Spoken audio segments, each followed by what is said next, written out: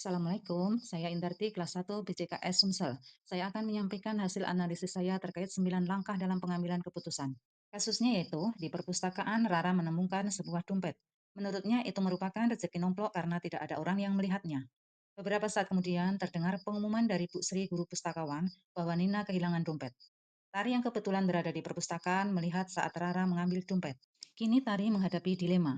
Di satu sisi, ia tahu bahwa dompet itu milik Nina dan kejujuran adalah nilai yang harus ditegakkan. Di sisi lain, Rara adalah sahabat dekatnya yang sering menolongnya. Pertanyaannya, bagaimana seharusnya Tari menyikapi situasi tersebut? Petunjuk penugasan. Lakukan 9 langkah pengambilan keputusan dengan menjawab setiap pertanyaan dari setiap langkah berikut.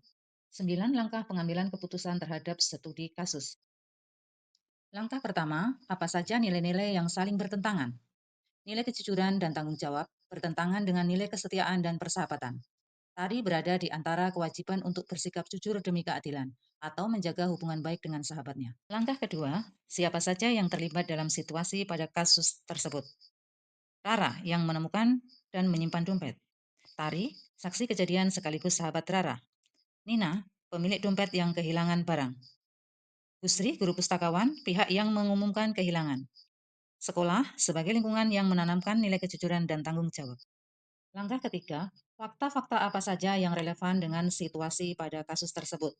Rara menemukan dompet berisi uang di perpustakaan. Rara mengambil dan menyimpannya di tas tanpa melapor. Nina kehilangan dompet tersebut. Tari melihat langsung Rara mengambil dompet tersebut. Tari berada dalam posisi dilema antara kejujuran dan menjaga persahabatan. Langkah keempat, pengujian benar atau salah yang mana bisa dilakukan. Uji legal. Mengambil barang orang lain tanpa izin adalah salah atau pencurian.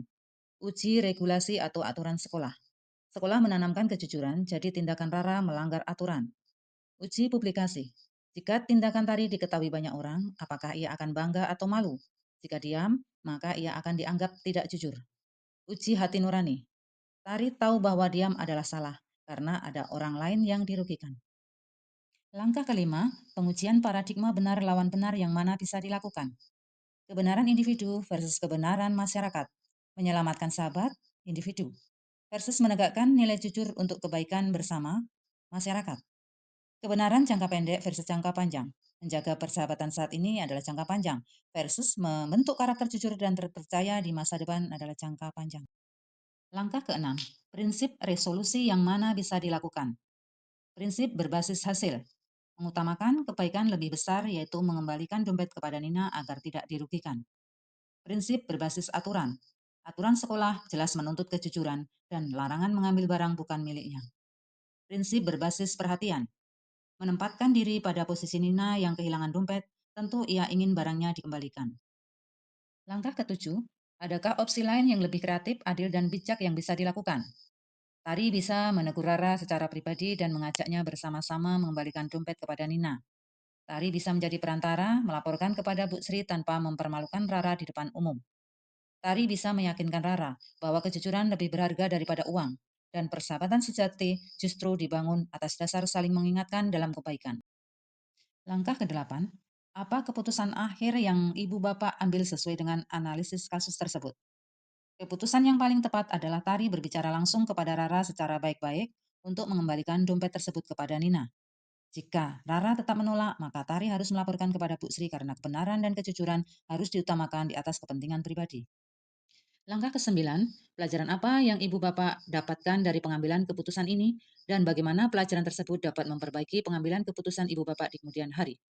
Pelajaran yang didapat adalah bahwa kejujuran selalu menjadi dasar dalam setiap pengambilan keputusan moral. Persahabatan yang sejati bukan hanya tentang saling melindungi, tetapi juga saling mengingatkan pada kebenaran.